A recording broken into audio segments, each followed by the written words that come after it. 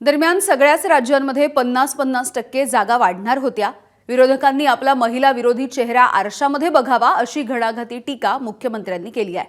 तर मुख्यमंत्री अभ्यासू आहेत, पण दिल्लीमधून चिठ्ठी आली त्यामुळे ते असं बोलतायत अशी टीका सुप्रिया सुळेंनी केली आहे।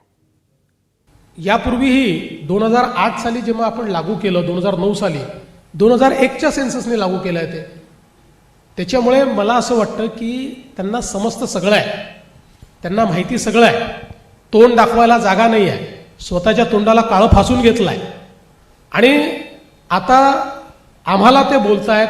त्यांनी आरसा बघितला पाहिजे, त्यांचे काळे चेहरे, त्यांचे महिला विरोधी चेहरे हे त्यांना येतील। माझं ट्विट तेव्हाही करेक्ट होतं, माझं ट्विट आजही करेक्ट आहे।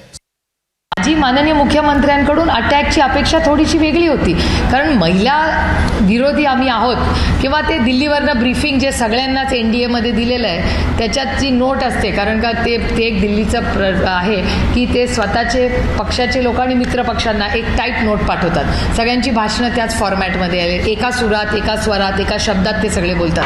त्यामुळे कदाचित, कारण का मला देवेंद्रजी खूप अभ्यासू नेतृत्व आहे हे मला माहिती आहे, त्याच्यामुळे महिला आरक्षणाचं बिल हे 23 मध्ये पास झालंय हे देवेंद्रजींना 2000% माहिती आहे। पण कदाचित दिल्लीवरनं जे नोट्स आले असतील, जे प्रेशर आलं असेल की नाही पक्षाची आता हीच लाईन आहे ती चालवा, त्याच्यामुळे कदाचित त्यांच्यावर हे प्रेशर येऊ शकतं। ABP माझा, उघडा डोळे बघा नीट।